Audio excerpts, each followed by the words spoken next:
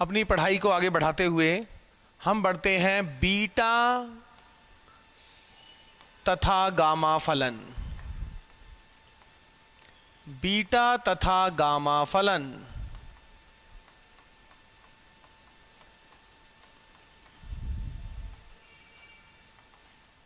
Beta तथा gamma फलन students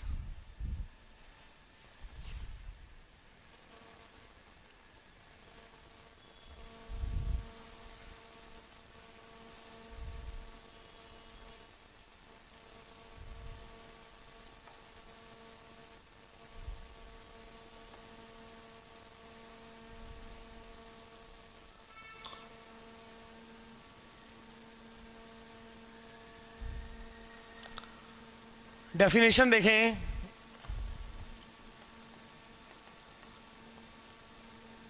धनात्मक परिमेय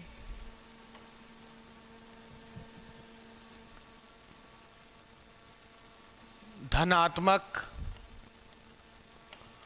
परिमेय संख्या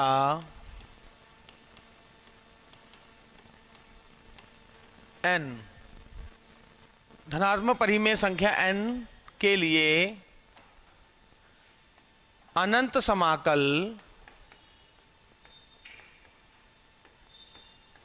दिस e की पावर माइनस x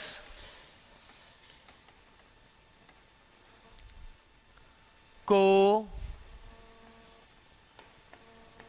गामा फलन कहते हैं।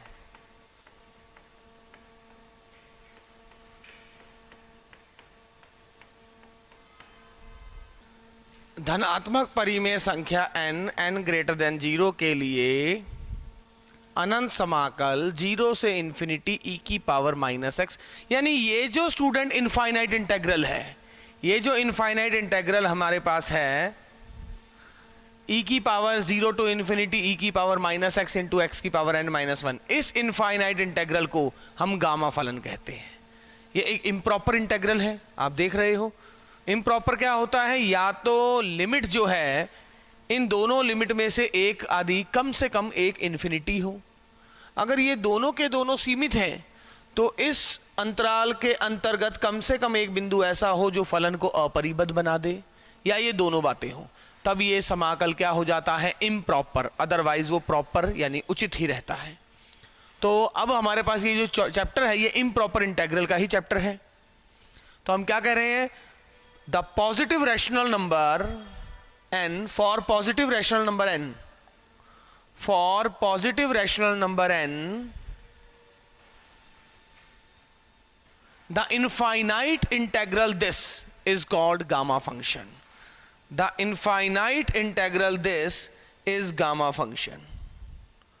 The infinite integral this is gamma function. इसे दिस द्वारा निरूपित किया जाता है, इसे दिस द्वारा निरूपित किया जाता है।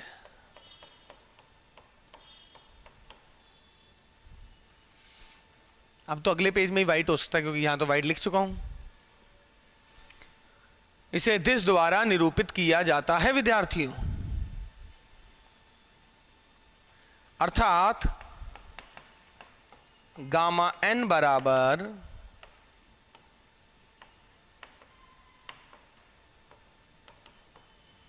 ये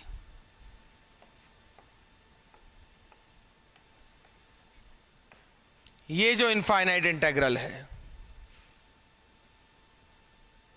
जी, देखिए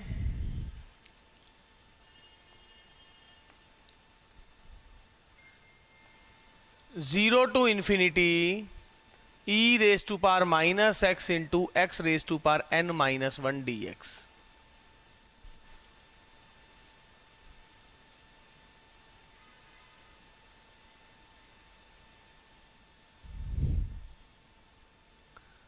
zero to infinity e raise to power minus x into n। अब देखिए, यदि n, साहब पता है n या तो एक या एक से बड़ा होगा या एक से छोटा, यदि n एक या एक से बड़ा है, जीरो पे प्रॉब्लम केवल ये वाला कंपोनेंट कर सकता था।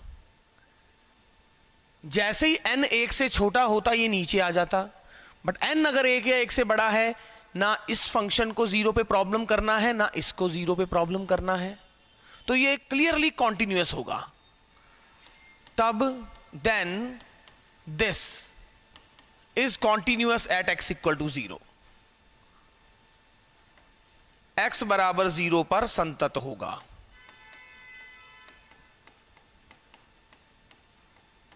n एक या एक से बड़े के लिए तो कोई दिक्कत ही नहीं, बट यहां पर मैंने क्या लिखा है, यहां मैंने क्या लिखा है, अरे यार ये तो वाइट है, यहां मैंने क्या लिखा है, n 0 से बड़ा। 0 से बड़ा इसलिए बोला गया क्योंकि 0 से बड़े के लिए ये कन्वर्जेंट है, 0 से छोटे के लिए कभी कन्वर्जेंट यानी अभिसारी हो सकता है, यानी एक इसकी सीमित वैल्यू आ सकती है, अदरवाइज नहीं भी आ सकती, बट 0 से बड़े के लिए प्रॉब्लम नहीं है। यदि n एक से कम है, चलिए ये सिलेबस में नहीं है, हमारे इम्प्रॉपर प्रॉब्लम वहां है। यदि n एक से कम है, और जरूरत भी नहीं है पेपर में इसकी, खैर यदि n एक से कम है, माना इसका नाम fx दे रहा हूं मैं, माना ये fx है जो क्वेश्चन मुझे दे रखा है,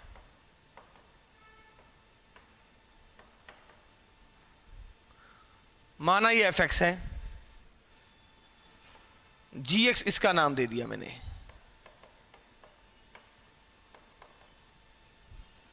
तब limit x tends to 0, n एक से कम हो जाए तो ये 0 पे प्रॉब्लम कर रहा है, तो मैं 0 पे चेक कर रहा हूं, limit x tends to 0 fx बटा gx,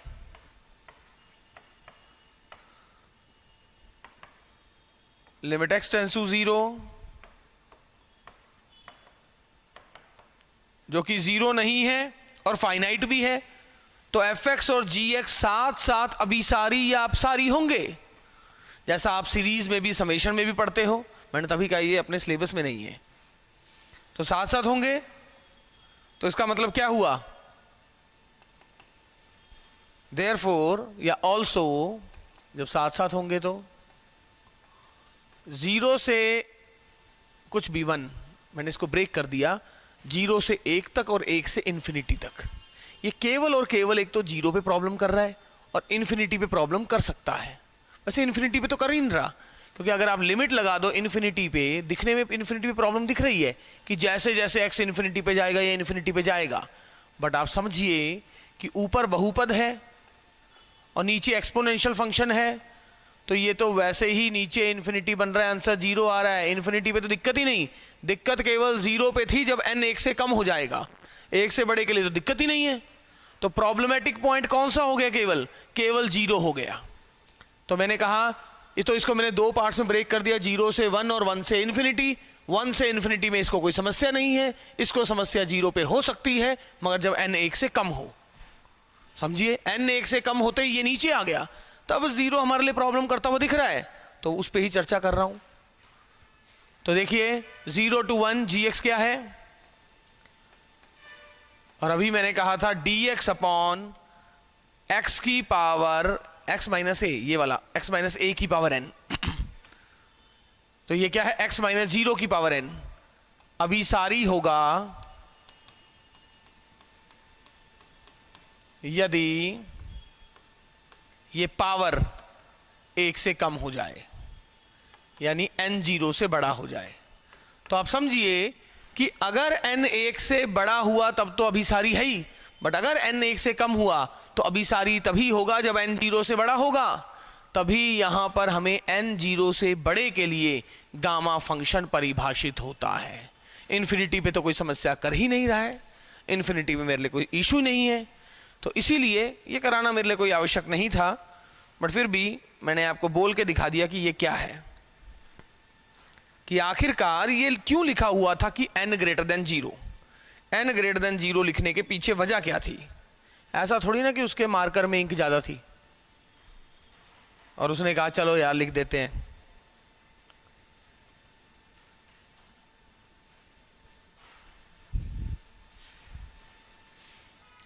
यहां से मिनिमम एक क्वेश्चन आने ही आना है, कुछ भी हो जाए। प्रॉपर्टी वन, प्रॉपर्टी वन क्या है? Gamma n plus one. और मजे की बात है ये इतना इजी टॉपिक है कि इसमें ले दे के 3-4 फॉर्मूले हैं और क्वेश्चन बन जाता है। गामा n प्लस वन होता है n into gamma n। Left hand side देखिए, गामा n प्लस वन, इसका मतलब है 0 टू इंफिनिटी e की power minus x into x की power n minus one d x. First function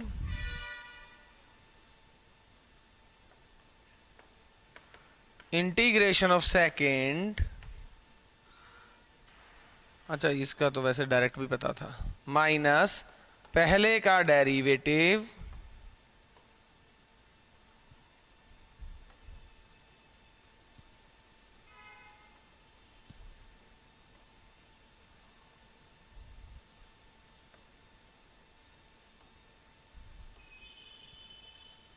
ये देखो ना, n प्लस वन बना तो क्या हुआ, e की पावर माइनस एक्स, एक्स की power this minus one.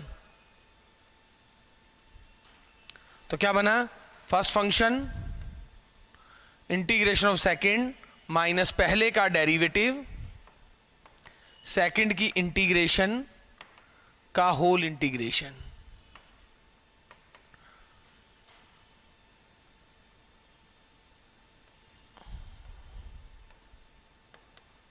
Limit t tends to infinity.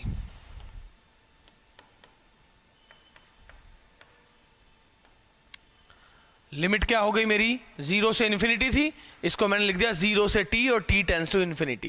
क्योंकि आप ऐसा थोड़ा ना करते हो कि पुट करते हो, सर e की power n plus one minus one होगा ना, हाँ वही होगा, बिल्कुल सही है, शाबाश। अब ये क्या बनेगा, ये x की पावर n बटा e की पावर माइनस एक्स। अभी आप देखिए x की पावर n बटा e की पावर x, जब t पुट करूंगा तो ये बनेगा t की पावर n बटा e की पावर, और limit t tends to infinity होगा तो ऊपर बहुपद है, नीचे एक्सपोनेंशियल, एक्सपोनेंशियल फंक्शन ज्यादा डोमिनेटिंग है, तो क्या बन जाएगा, 0, माइनस तो बाहर पड़ा ही है, 0 माइनस, अब 0 पुट करोगे तो 0 माइनस 0 इज 0 प्लस n गुना, और लिमिट ऑपरेट करते ये 0 टू इन्फिनिटी e की power minus x into x की power n minus one d x. और ये क्या बन गया, n into gamma of n। तो आप देख सकते हैं आपका आंसर आकर तैयार है, n इंटू गामा n,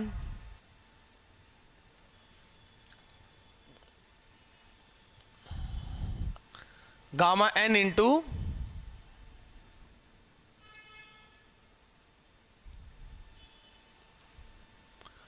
सो देखिए property number 2, gamma 1 is equal to 1। Property number 2, gamma 1 is equal to 1। What is left hand side,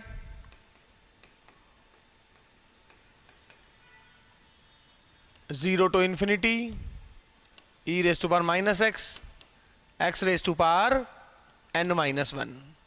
x की पावर 0 तो 1 हो गया, e की पावर माइनस एक्स का e की पावर माइनस इंफिनिटी e की power 0।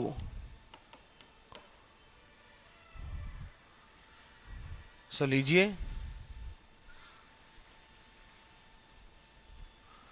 Sir e की power क्या हो तब 0 होता है, e की पावर कुछ भी हो 0 नहीं होता है।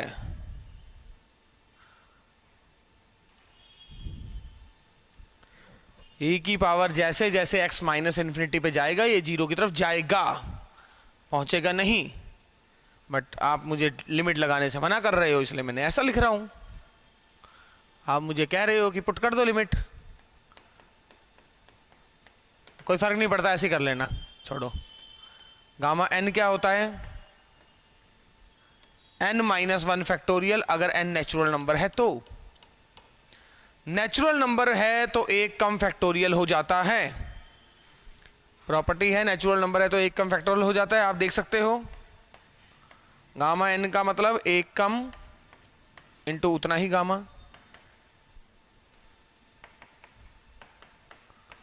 एक कम इंटू उतना ही गामा,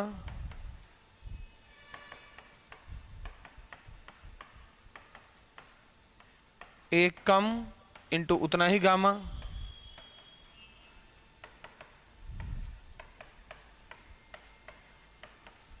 ऐसे करते करते 1 तक पहुंचूंगा, क्योंकि n तो नेचुरल नंबर है।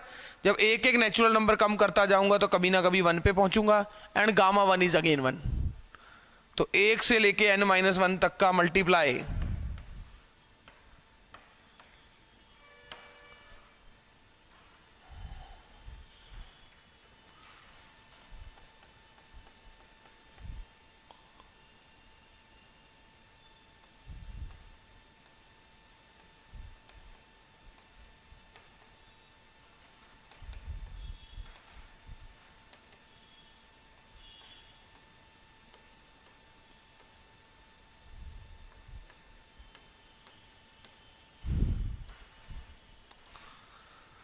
e raised to power minus ax into x की पावर n-1 dx is this one। क्या करेंगे? put ax is equal to t implies a dx equal to dt। जब x 0 है तो t 0, x infinity t infinity, x की जगह t by a n-1, dx की जगह dt by a, 1 upon a की power n, 0 to infinity e raise to power minus t into t raise to power n-1 into dt। जी विद्यार्थी गणों, and this one is nothing but gamma n। Note करें। अब आप देखिए यहां पर मैं क्या कर रहा हूं।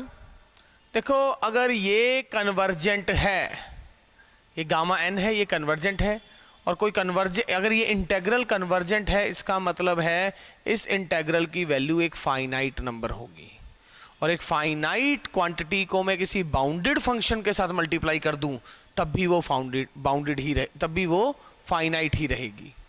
अरे बाउंडेड फंक्शन की तो वैल्यू किसी फिक्स लिमिट के बीच में ही होगी। अगर किसी बाउंडेड फंक्शन को किसी फाइनाइट वैल्यू से मल्टीप्लाई करें तब भी वो फंक्शन बाउंडेड ही रहता है। तो इस इंटेग्रल की वैल्यू, क्योंकि ये कन्वर्जेंट है तो ये हमेशा बाउंडेड है, सॉरी फाइनाइट है, तो मैं इसे क्या कर रहा हूँ, एक बाउंडेड फंक्शन से मल्टीप्लाई कर रहा हूँ। और उसको जब हम थ्योरम को प्रूफ वगैरह करते हैं तो उसका कंक्लूजन बिल्कुल वैसा ही दिखता है। प्रूफ करने पर ऐसा लग रहा है जैसे a की जगह a प्लस आयोटा b बदल दिया, जबकि होता ऐसा नहीं है। उसका प्रूफ बस अलग डायरेक्शंस में है। तो मैंने क्या किया, replace a by a, but यहां हम प्रूफ करने तो बैठे नहीं है हर चीज का, a plus iota b in property 4। तो क्या बन जाएगा, 0 to infinity e raise to power minus a x into, इसी को मैंने क्या किया, e raise to power minus, अच्छा a को a प्लस आयोटा b से एक तरह से लगेगा रिप्लेस कर दिया, इंटू x की पावर n-1 dx। तो ये क्या आ जाएगा, gamma n upon a plus iota b की पावर n। सो ये क्या बना, अच्छा इसको भी एक स्टेप लिख देता हूं, 0 to infinity e raise to power minus a x into e raise to power minus iota b x, ऐसा। और ये क्या है, गामा n। अब किसी भी कॉम्प्लेक्स नंबर को कैसे लिखा जाता है, r e iota theta. R का मतलब है इसका मॉड, आर का मतलब होता है इसका मॉड, इसका मॉड मतलब under root a square plus b square, R e iota theta, और ये पावर n तो है ही। और जहां थीटा क्या है, जहां थीटा आपका tan इनवर्स b बाय ए होता है। सो यहां से कंक्लूजन क्या निकला, 0 to infinity e की power minus a x cos bx minus iota sin bx. What is e minus iota theta? Cos theta minus iota sin theta into this one is equal to gamma n बटा a square plus b square की power n बटा 2 e iota n theta ऊपर जाके e minus iota n theta. तुलना कर लें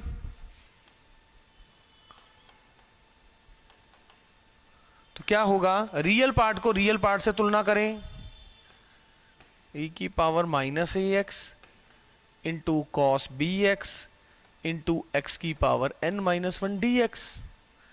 ये किसके बराबर हो गया, gamma n upon a square plus b square की power n by 2. What is e minus iota, cos n theta minus iota sign n theta. This one is my first result.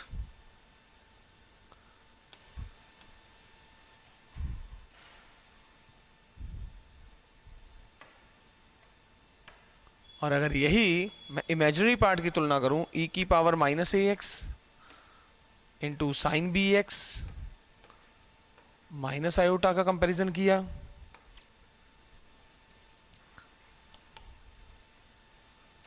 Gamma n upon a square plus b square की power n by 2. What is e minus iota theta, cos theta, तो imaginary part minus iota sine n theta, दोनों side minus iota को compare किया है, sine n theta. This will be my actual results. ये रहे मेरे results. देखिए ये मतलब अब मैं इस इंटीग्रेशन को भी कर सकता हूं बाय यूजिंग दिस रिजल्ट. इसमें ए बी और एन की अलग अलग वैल्यू मुझे दी जा सकती है. ए और बी और एन की अलग अलग वैल्यूज के लिए मैं इसे सॉल्व कर पाऊंगा. इसने मुझे ऐसा समाकलन निकाल के दे दिया, अगर 0 से इन्फिनिटी इनमें से कुछ आ गया